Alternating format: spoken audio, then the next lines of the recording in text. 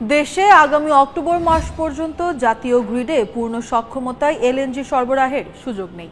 পেট্রোবাংলার হাতে প্রয়োজনীয় কার্গো না থাকায় সামিটের এলএনজি টার্মিনাল প্রস্তুত হলেও তা আপাতত বসিয়ে রাখতে হচ্ছে। এর ফলে গ্রিডে গ্যাসের সরবরাহ না বাড়ায় বিদ্যুৎ উৎপাদনেও তার প্রভাব রয়েছে। সে হিসেবে চলতি মাস জুড়ে বিদ্যুৎ উৎপাদনে গ্যাসের সংকট থাকায় মাস জুড়ে লোডশেডিং হবে। বাংলাদেশ বিদ্যুৎ উন্নয়ন বোর্ড সূত্রে জানা গেছে, দেশে বর্তমানে 14,500 মেগাওয়াট বিদ্যুতের চাহিদা রয়েছে। এ পরিমাণ বিদ্যুৎ উৎপাদনে যে পরিমাণ গ্যাস পাওয়ার কথা সেটি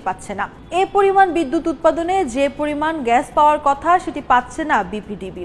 এর ফলে প্রায় 12,500 মেগাওয়াট গ্যাস ভিত্তিক বিদ্যুৎ কেন্দ্রের অর্ধেক বসিয়ে রাখতে হচ্ছে।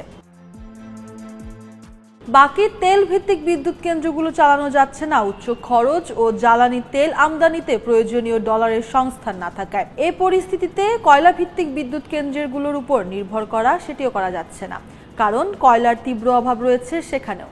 লোডশেডিং এর বিষয় নিয়ে গতকাল বুধবার মন্ত্রণালয়ে জ্বালানি খাতের সংগঠন ফোরাম ফর এনার্জি রিপোর্টার্স বাংলাদেশের প্রতিনিধি দলের সঙ্গে সাক্ষাৎকারে বিদ্যুৎ, জ্বালানি ও খনিজ সম্পদ উপদেষ্টা মোহাম্মদ ফাউজুল কবির খান আগামী 3 সপ্তাহের মধ্যে বিদ্যুতের বর্তমান অবস্থার উন্নতি হবে বলে আশাবাদ ব্যক্ত করেছেন।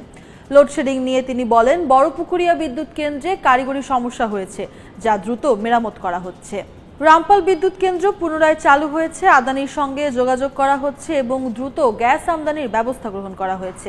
জানা গেছে, বর্তমানে প্রতিদিন যে পরিমাণ বিদ্যুৎ চাহিদা তৈরি হচ্ছে সেখানে 1,500 থেকে 2,000 মেগাওয়াট পর্যন্ত লোডশেডিং করতে হচ্ছে বিতরণ কোম্পানিগুলোকে। রাজধানী ঢাকায় কম লোডশেডিং হলেও মফস্বলে বিতরণ কোম্পানিগুলোকে অনেক বেশি লোডশেডিং করতে হচ্ছে।